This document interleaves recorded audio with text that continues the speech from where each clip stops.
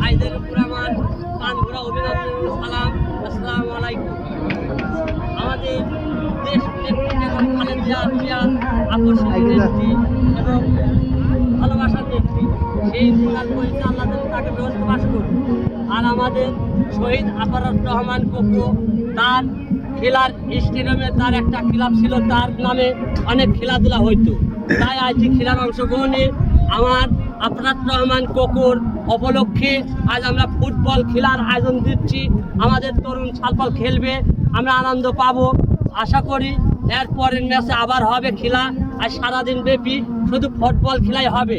আমাদের এই ফুটবল খেলা আমাদের বাংলাদেশের একটা ঐতিহ্য খেলা। আমাদের এখানে খেলাধুলায় একটা মেরুদণ্ড। আমাদের তারেক রহমান বলেছে আমরা তরুণ ছালপালে খেলাধুলা, শিক্ষা এবং অনেক সুযোগ সুবিধা আমরা দেব। এই দেশকে আমরা সোনার বাংলাদেশ করব।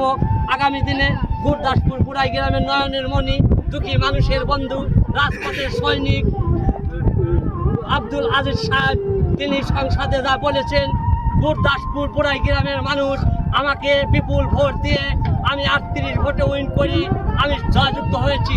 আজ আমি চেয়ারম্যান থেকে এমপি পর্যায়ে এত ভালোবাসা তার হৃদয়ের মধ্যে। আমি আগামী দিনে আমরা আবার চাই এরকম সৎ নেতা, সৎ আদর্শ আমাদের আবার কামনা করি। বাইকু কামনা করি, এখানে শেষ করছি। খোদা হাফেজ। বাংলাদেশ শহীদ জিয়া অমর হোক, খালেদা জিয়া অমর হোক, তারেক রহমান জিন্দাবাদ, আজিজ এমপি সাহেব জিন্দাবাদ।